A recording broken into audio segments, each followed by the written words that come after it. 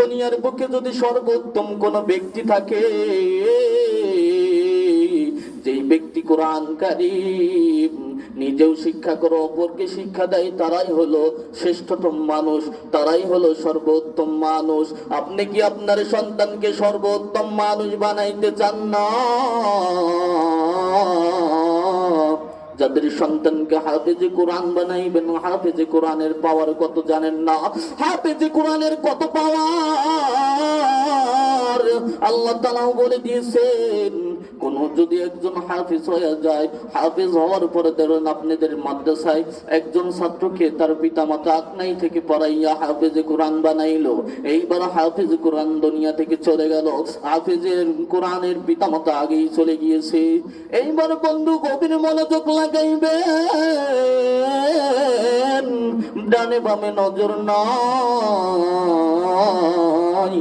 এক নজরে আমার দিকে তাকাইবেন, তাকাইয়া গভীর মনোযোগ দিয়ে শুনবেন। এইবার হাফেজে কোরআন দুনিয়া থেকে চলে গেল, এইবার হাফেজে কোরআনকে ডাক দিয়ে বলছেন, আল্লাহ ও হাফেজে কোরআন, দুনিয়ায় ছিলা, গুনাহ তো কম করো নাই, গুনাহ তো চুপি চুপি অনেক করেছো, আসো আমার পর্দার আড়ালে আসো।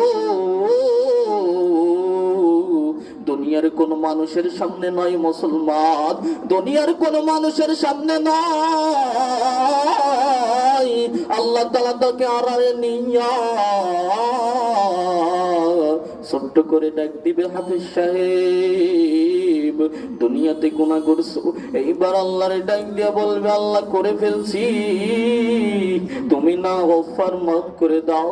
বলে, তোর ভিতরে আমি কোরআন দিয়েছি, তোর সিনাকে আমি পবিত্র রেখেছি, তোর কালামের ওসিলায় তুই হাফেজ সাহেব হওয়ার কারণে তোকে আমি মাফ করে দিলাম। সুবহানাল্লাহ। ও দুনিয়ার মুসলমান, গভীর মনোযোগ লাগাইয়া দেন।